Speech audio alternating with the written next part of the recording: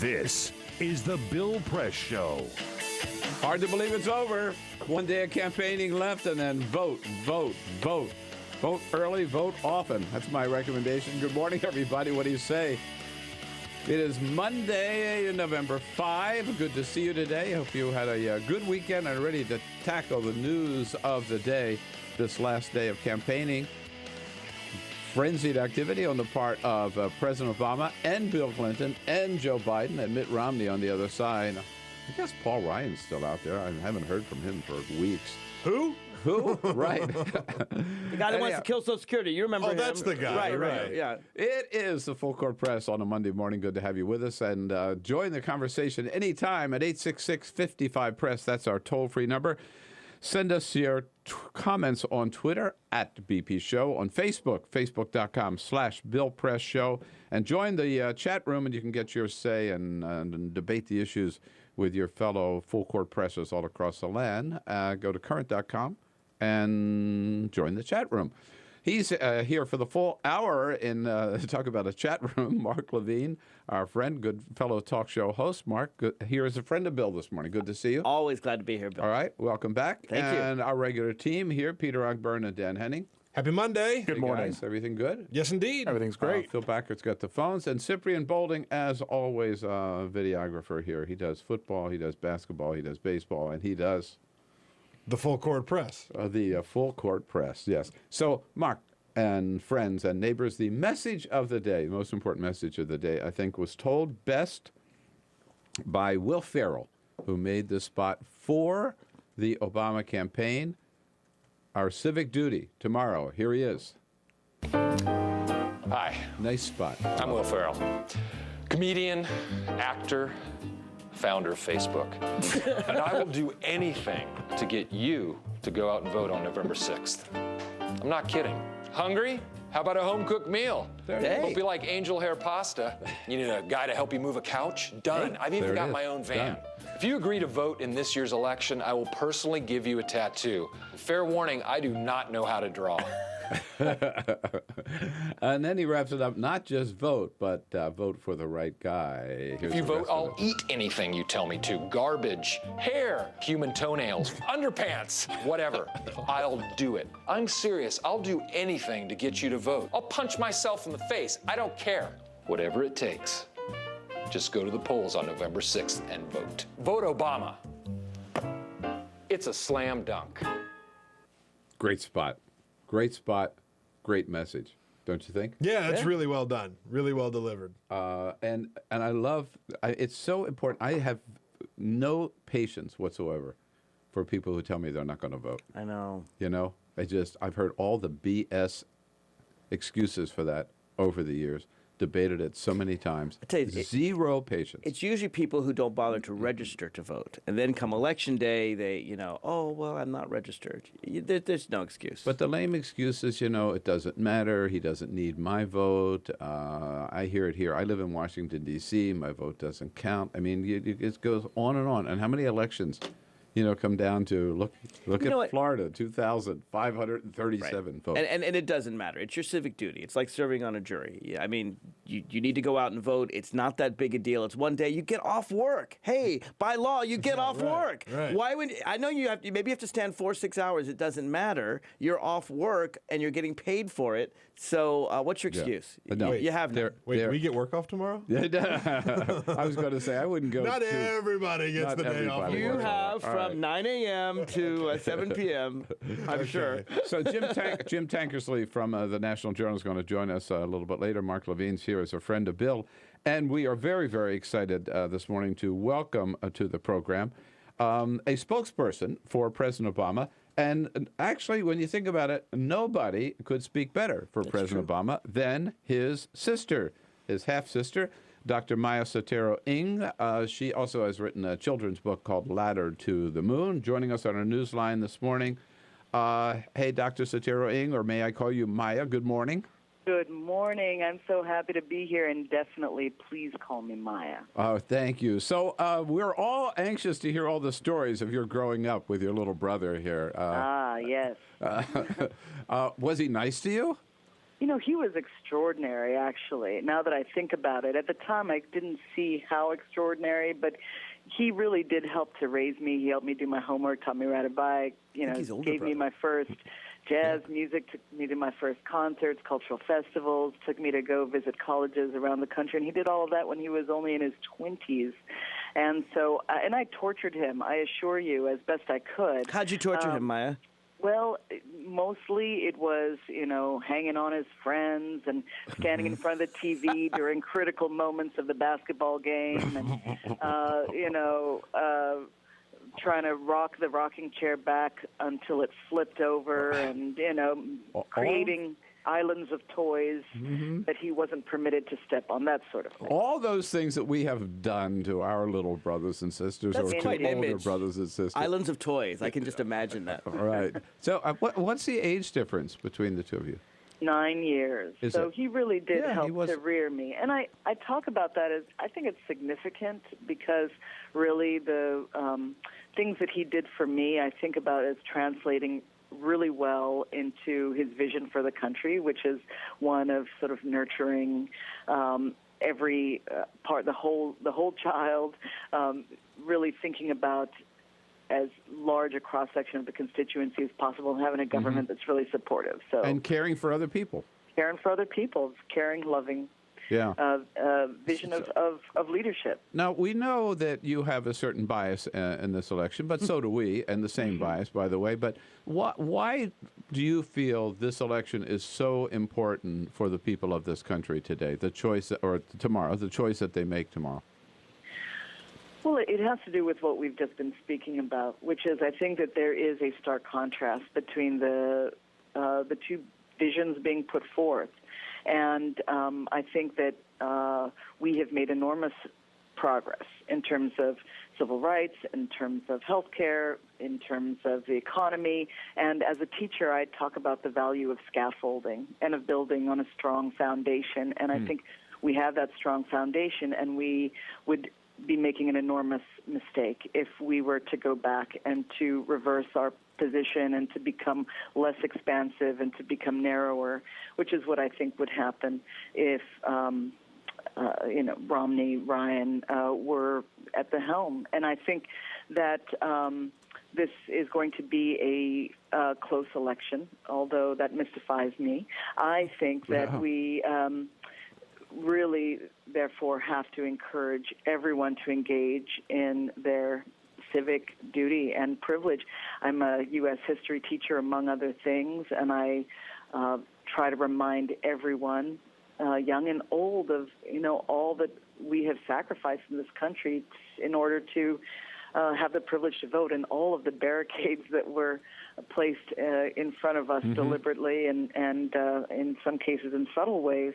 And so I really want to make sure people talk to everyone they know and bring in aunties and uncles and grandparents and coworkers and congregation members and so forth, And, go ahead. Well, I was just going to say, it's so important. I don't remember an election where there's been so much at stake, really, because nor where we've had a more clear choice between two directions, two candidates in two totally different directions. I've got to ask you, how's your brother feeling about where we stand today and how things are and the campaign? Is he feeling some confidence? I think so. I mean, he is a fairly confident fellow, but that doesn't mean that he's, at all complacent or cavalier. No. I mean, I think that he has always had a very practical stance about these things, suggesting to all of us that, look, we can do only what we can do. We move forward industriously, persistently, and we do our very best one step at a time, and that's the stance that he always takes. Hey, I'll tell you one thing. He's not taking anything for granted. I mean, he is working his butt off. He is. He really is. And can you give, I just think anecdotes of growing up are fun. Give me one thing he did for you as a kid that sort of typifies his personality you can think of. Well, I mean, he was actually somebody who gave me my first book on health. It was, the women's health specifically, Our Bodies, Ourselves. You remember that one? Yes. But he gave you yes, that. he did, and he gave me, he introduced me to magic realism, and Gabriel Garcia Marquez and all those folks who I came to love so much later in life. And those are, I think, wonderful things that he sort of was a consummate storyteller, but also in so many ways led me to portals and windows that helped me kind of see across lands and seas to other worlds, but also to sort of think about self and health and how to walk in the world. And so, good stuff. Yeah, boy, I got to tell you, anybody introduce you to Gabriel Garcia Marquez, I mean, you owe that person. It's nice to have a president who's an intellectual, you know? I mean, we had 8 years of somebody else. And you said earlier that he took you to your first jazz concert, I think I heard you say, right? Yeah, absolutely. In Chicago. We went to go see Max Roach. But I, and the thing about it is, though, he is an intellectual, but, I got to tell you that when he was young, he wasn't somebody who was interested in, school politics. He didn't run for president in the student body or anything, huh? or no, not at all. He was much more interested in body surfing and playing basketball and hanging out with his friends. And that kind of normalcy, I think, is also useful when wedded with a strong intellect, because he kind of really knows how to connect with all kinds of folks from every conceivable background. And right. Now, yeah. one of the things, you still live in Honolulu, correct? I do still live in Honolulu. Yes, and I'm sensible. What's it, the middle of the night over there? I guess late night there, right? No, I've come to the East Coast. Oh, okay. To be supportive in whatever way I can. So I'm calling you from Virginia. Oh, okay. Well, good for you. But the First Family has had a tradition of going back to where he was born. We know, not in Kenya, but to Honolulu, to spend the Christmas holidays. Which I'm sure is a very special time for you because you guys get to hang out together. Is he still a lot of fun to hang around with?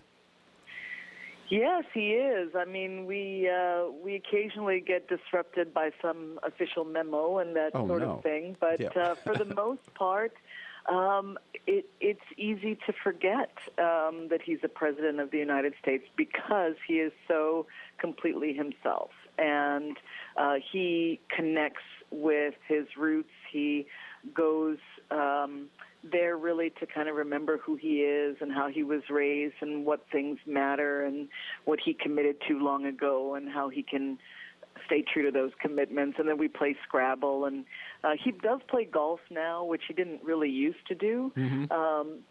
Because it's one of the few times that he can actually walk a good distance. Oh yeah, right. And he That's good point. He's not in his hamster's cage, but he has been coming to Hawaii he and Michelle for the last 19 years, I believe, without fail, with the exception of 1 year, 4 years ago, stayed in Chicago, and I think that. Those routines are important to refresh his gaze.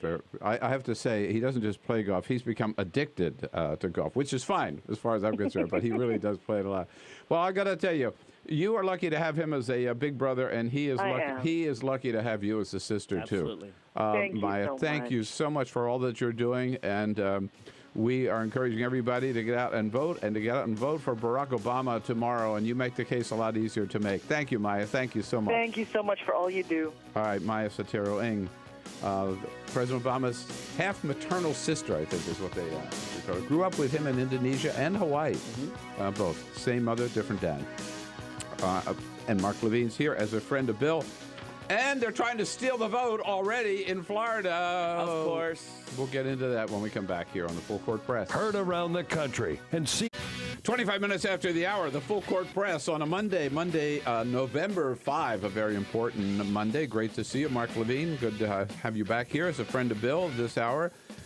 Peter Ogburn, what's happening on Twitter before we get into Florida. We are tweeting at BP Show. At BP Show, we're finding out why you vote on Twitter. Stephanie Tarr says, I'm voting to end war. A former student was just injured by an IED in Afghanistan. We got to get out of there. Political Jimbo says, I vote because it's the most respectful way to tell a politician to piss off. Jason Budden Are you allowed to say that on the radio? I think so. He just did. Jason Budden says, I voted because I'm 33 and disabled from a work accident. My Medicare and Social Security is at stake, and I would never trust Romney with it. And Mike Tate says, because my vote is one of the few things in this country that can't be bought, it's my power as a citizen. They're trying to buy it, though. They're trying to buy it. We're trying to buy it. Let us know the reasons you are voting tomorrow at BP Show, or if you already voted, by the way, if you had early voting. But at BP Show, we're on Twitter there. Find us there. I'm sorry, I just turned off my computer. That's why the damn shot out there. But I wanted to show you, Mark, this picture of people, it looks like they're trying to get into a rock concert. Look at it. No, there are lines all around the block. To vote in Florida. And Rick Scott, the legislature, governor of Florida, they cut the early voting from 28 days to 14 days, and then Saturday. Did you see the line Saturday? And, it's around the block. People waited 6 hours. Yeah, I think they lowered it actually to 8 days. I'll have to double check that. Okay, but they lowered it even more. And this has always been a constant battle between Republicans and Democrats. Democrats want people to vote. They want everyone in the United States to exercise their rights, American citizens to vote. Republicans do not want people to vote, particularly if you're black or young or going to vote for Obama. So it's this constant battle between trying to encourage people to vote and trying to discourage and keep people from voting. And that's why in state after state in the United States, the Republicans cut down on early voting, close polls, tighten voting hours, because they know if they can make it really, really difficult to vote, some people aren't going to vote. Yeah, and so when people, like, it was maybe 1 o'clock Sunday morning or something in Florida before, and then so everybody said, well, let's keep 1 a.m. Keep them open tomorrow maybe or Sunday. I mean, what could they possibly have? What could possibly be wrong with early voting? Oh, well, because blacks often vote on Sunday after church, Bill. It's very common they call it, there's a name for it. It's like something to the polls. I forget the name they use. Yeah. But basically, there are a lot of... Pray to the polls, there's another name. But obviously, a lot of African Americans attend church on Sunday. A lot of preachers actually lead people from the pew to the polls. Maybe that's the expression. Yeah, and I think you're right. And in fact, in Ohio, the Secretary of State specifically said we can't keep these open on Sunday because that will increase black turnout. Yeah. They're very obvious about it. Well, and what gets me particularly, let's get your calls on this at 866-55-PRESS. So here you've got this crook who's the governor of Florida, who was convicted of healthcare fraud, not convicted, but charged with healthcare fraud, paid this enormous fine, and now he's out there preventing people from voting. Oh, my God. This is the Bill Press Show. 33 minutes after the hour, it is the Full Court Press coming to you live from our nation's capital on your local progressive talk radio station and on Current TV. And Mark Levine's here as a friend of Bill this hour. Mark, you were wondering why I'm wearing a scarf this morning. I'm sure you are. I did, actually. All right. I didn't ask you to your face. I asked your producer behind the scenes. So the reason is because it is the season to think about keeping warm. Nothing better than a Carol Press scarf. Hand woven, if you please. Wow. This is mine. You can't have this one, but she's got lots of others. And you can look at all the different styles that you might have. This is a rayon chenille scarf. I love it. It's so warm. And Carol Press, hand woven.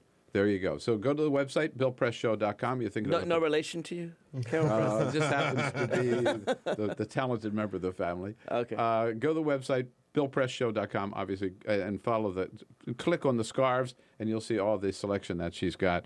No better Christmas present than a warm Carol Press scarf. Peter, what's happening in the world of Twitter? Really quick note, gentlemen. The Bill phrase Clinton that we were wears one of looking these. for. Bill Clinton has one. There you go. The phrase that we were looking for, going from the church to the polls. Souls to the polls. Souls to the polls. Souls I to knew the it was polls. more clever than anything I was saying. Twitterverse, Thank very you, quick to Twitterverse. point that out to us. Thank So you. souls to the polls. Interesting story, Bill.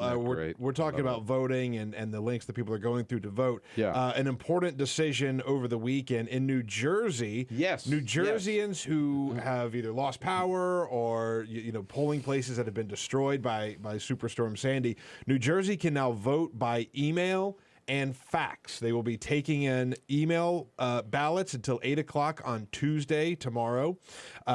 This is a system that they've had in place for military families and people that are living overseas that can vote that way. Oh, I didn't so know it's that. not a new Whoa. system, but they're opening it up to people who actually are in New Jersey and can't get to their polling place I have for no whatever problem. reason. I have no problem with voting by fax. That makes sense. You sign the signature. You can prove that. You can see if there's fraud involved. Email, I'm real nervous about. It just seems to me that I don't know. Maybe you could even. You know what? I don't know how it works, actually, but if I can buy a book or an iPhone or a car or whatever online Yeah. and pay with my credit card and have that's true. and have that secure and safe, there's got to be a way. I'll bet you we will be email voting, like Oregon is now all mail. Well, right? that's true. By mail. That's all true. by mail, right? No polling places. I'll bet you we're going to be email. Maybe if you put your email social security number online or vote. something. Don't you think, Peter? I Within don't 10 know. years. It seems that way. I mean, we're going that direction. Well, I I got to worry say, about you know hacking. what? I got to say, good for Chris Christie, by the way. There's another case where he has stepped up and shown some leadership in here, and I think that's really smart. If only he would vote for Barack Obama. We talk about voter suppression in Florida, and we'll take your calls on that if you got any questions about it or any experience about it. The lawsuit will be 866-55 determined press. today, actually. Is They, that- they filed a lawsuit over the weekend, and the judge is hearing it today. There's not much time Right. to extend voting hours. And how about what's happening in Ohio, Mark? Well, Ohio is the lawsuit's sort of already done, and they But got it out of another the way case where earlier. they're trying to play games, Yeah, right? the Secretary of State, Husted, said, in fact, very specifically about Souls to the Polls, that he didn't want to accommodate, didn't feel he had a need to accommodate the African-American voters of Ohio, which is interesting to have really a statewide elected leader say, you know what, black people don't vote so much. I mean, it's an amazing thing for him to say. He said that they have to accommodate military people, but not non-military people. And the Obama Justice Department went to the courts and said, well, if one group of voters can vote, then everybody can vote. And interestingly, even the conservative judges on the court agreed, well, yeah, you can't open the polls to one group of people and not to another group of people. But and by the way, just to clarify, you were correct in terms of Florida, where they shortened the early voting from 14 days to 8 days. Yeah, That's and right. I mean, there's no reason under God's To keep people earth from voting. And Other they're than- very clear that other that's why than- they want to do it. In Ohio, they also shortened the early voting days. In fact, the first weekend you're allowed to vote in Ohio, it was just this last weekend. Before then, you could vote for several weekends. But they know that when more people vote for the Democrats. And so if you can just keep people from voting, maybe they can keep Republicans in power. Wouldn't you think that one issue that Democrats and Republicans should be able to agree on keeping our country strong, maybe, right? Okay, on having the best public schools, but certainly, do you think they'd be able to agree on making it easy for everybody to vote? No, Republicans really don't like democracy, and there's a reason. If you look at registered voters, if you look at all Americans, they overwhelmingly support the Democratic Party. And then you lower it to registered voters, and it goes down a little bit. And then you lower it to likely voters, and it goes down even more. And that's because a lot of Democrats are struggling. They're people that are trying to hold several jobs and feed their families, and it's very hard for them to do some of the things that rich So people can do. I find it hard to think like a Republican, right? Okay, just hate democracy and want power and So money. if I'm a Democrat and I think about this election, now here are the reasons why I think it's important for people to vote for me, and I'm going to tell them that, right? Republicans say, I know we can't win this thing, so how can we steal it? Exactly. And how can we suppress the vote and Right. get fewer people to vote? Right. I find it. By the way, one other aspect before we get to the phones. I'm worried about voters not being able to get to the polls in New Jersey and New York because the polling Sandy. places have been destroyed or because they're just too busy digging out. You know, activists have been arguing for years. I've been arguing for probably 10 years now that we shouldn't have these electronic ballot machines. They don't make any sense. You need voter-verified paper ballots. If you want to use electronic machines to count them, I'm fine with that. But you got to have some protection in an actual form. We voted on paper ballots from George Washington to today. It works. And I'm really worried about electronic machines. And now with Sandy, a lot of times there's not power, and you can't even use electronic machines. Or You know, there's if not they go back to power, paper or- ballots, or I'm the- fine with that. Or you know? the building's been destroyed, Well, or that's true. people don't know where to Or go. the precinct's Now, been Peter- changed. That's right, 'cause or the building's precinct- not there, Well, Peter, right. you mentioned the online voting, right? Is Yeah. one That's approach one to way, that, but yeah. still, I mean, I've seen some articles. There could be hundreds of thousands of people in those 2 blue states. Okay, so Obama's still going to Solidly win blue those states, states. right? Yeah, but the popular vote. Yeah, that's actually what really Suppresses the harmed him in the popular popular vote. Plus, listen, where it got hit, Long Island, Queens, Manhattan, these are heavily Democratic areas, coastal New Jersey. I'm worried. Upstate New York is Republican, right? So I still think it's so overwhelmingly he's got an advantage in New York Yeah. that will be okay. But you're absolutely right. This could mean that while he wins Electoral College, he loses the popular vote because 1 million people in New York and New Jersey don't get to vote. Let's talk to Al from Rochelle, Illinois. Hello, Al. Good morning. Morning, Bill. How you doing? I'm doing good. Thank you. Thanks for joining us. Good. Hey, a little earlier in your program, you brought up something that I thought was really interesting. You said that the state of Oregon, they have no polling places anymore. That's correct, as far as I know. I mean, I have a son who lives in Oregon, and it's all vote mail. by mail. Yeah. Okay. Now, the Republicans are trying to take apart the U.S. mail. That's true. How are we going to handle that now? Good point. Yeah. Al, you raise a good question. What that means, I guess, is you'll have to count on FedEx or UPS. No. I'm sure the Republicans will just determine who you vote for, and then you don't have to worry about it at all. That's right. Don't worry about it. We'll vote for you. They'll outsource it. They'll outsource it to China. You'll have 7-year-olds in China filling out the ballots. Yeah. Bain Capital will come up with some company who will handle this. Mitt Romney will invest in it. Make millions, hundreds of millions. Like he did in that auto Delco, is that what it was? Delphi. This was a parts supplier. And it's interesting because, of course, Romney came out very much against the auto bailout. But once he found out it was going to happen, through Bain Capital, he got some very, very good things that were originally junk bonds. This is an article in The Nation that spells it out. By Greg Palast, who was in the studio with us a couple of weeks ago. Spells out excruciating detail. It's actually quite complex. You have to read it to get all the details. But the heart of the matter is that he and his wife profited handsomely while the workers, the unionized workers, all got fired. But that's typical of Mitt Romney. I mean, he's always profiting while people get fired. The thing about his article, Let Detroit Go Bankrupt, that nobody ever talks about, is that his idea for letting Detroit go bankrupt was, if you let Detroit go bankrupt, we can fire all these unionized workers, cut their pensions, cut their pay, get rid of all these promises we've given them, and then we can go in again. His whole goal always is, in order to make money, you got to harm the average American worker. Yeah. That's how he makes money. Particularly union workers. Right. And back to the Delphi thing, isn't it true that the profits they made were assigned like to his wife's account? That's right. So And in one of the effect, reasons he is hid the profits that he made from Obama's auto bailout. You're required to give how much you've earned, and there's sort of the levels, but there's different levels for spouses than there is for the candidate. The candidate, if you make over 1 million, that's a number, and over 50 million is another number. But for the spouse, the highest number is over 1 million. So they just put out that Ann Romney made over 1 million over the auto bailout. She could have made 100 million. He would have had to disclose it had he left it in his account, but he put it in hers. God, another all the games that they play. We're going to take a break here. It's the Full Court Press on this Monday, and we're talking about a lot of all things related to 2012, but particularly about this voter suppression, because we are seeing exactly who these people are and how they're going to try to steal this election. They've already started, and the election day is not even here yet. It started in Florida with Rick Scott, who knows something about corruption, by the way. Your comments at 866-55-PRESS. We'll be right back. This is the Bill Press Show, live on your radio and current TV.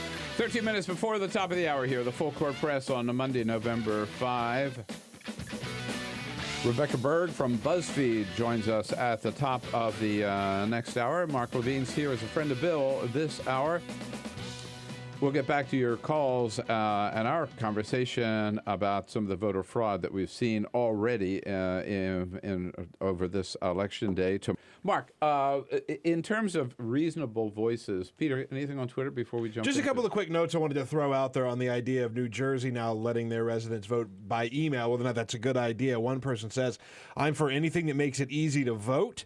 Blaze Phoenix says, "Voting in Oregon, everything can be done without leaving the house. Online registration, they mail mail you a ballot, you mail it back, you're good to go. And I'm just throwing this out there. Freeman Scott says the electronic machine is better than the paper ballot. You confirm your vote. The voter can change mind without destroying the ballot. But you can have an electronic ballot that actually prints out your vote afterwards. That's the key, so that you isn't can it? have the protection. That's fine. Paper trail, in other paper words. trail. Paper That's trail. my thing. So you can't Yeah. hack it. I'm fine with letting people use the machines in that way, but you got to have a paper trail. All right. So we're mentioning about all the reasonable voices that we've heard in this election. Not all of them, but some certainly reasonable. Just make the best case for their candidate or whatever. And then there are people like Rudy Giuliani yesterday.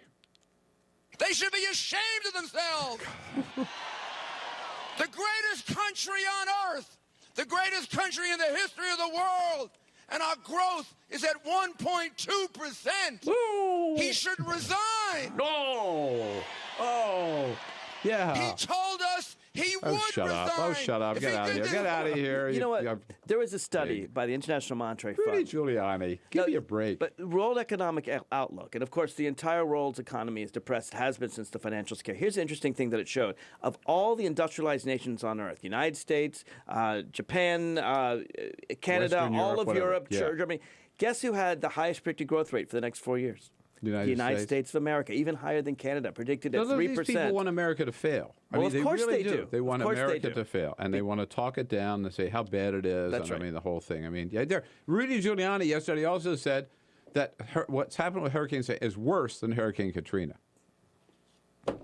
You know, he is like How Donald can Trump. you give anybody any credibility that says can't. something that utterly stupid? No, it's like Donald Trump. I mean, the two of them are just sort of deserve each other. It's I interesting think. when you're in power. I mean, Rudy Giuliani, when he was in power, had to take some responsibility on September 11th and so forth. Chris Christie, when he's in power, but once they're out of power, they revert back to all this nonsense. Yeah. Let's talk predictions, okay? Oh, absolutely. All right, because you're already online with your They're on my predictions. website, marklevinetalk.com. I'm stuck with them. So You're right. Okay. let's. All right. Who's going to win the presidency? Oh, Obama, easy. But do you think that? I mean, I do you believe want that or you believe Well, it? of course I want that, but I also believe it. So do I. I mean, I believe it. I want it. I believe it. He will either get 303 or 332 electoral votes, depending on Florida. I'm actually calling Florida for him. That's a risky prediction. A lot of people aren't doing that. Of course, we know that they're trying really hard to vote. We know that Florida officials are trying to keep them from Yeah. voting.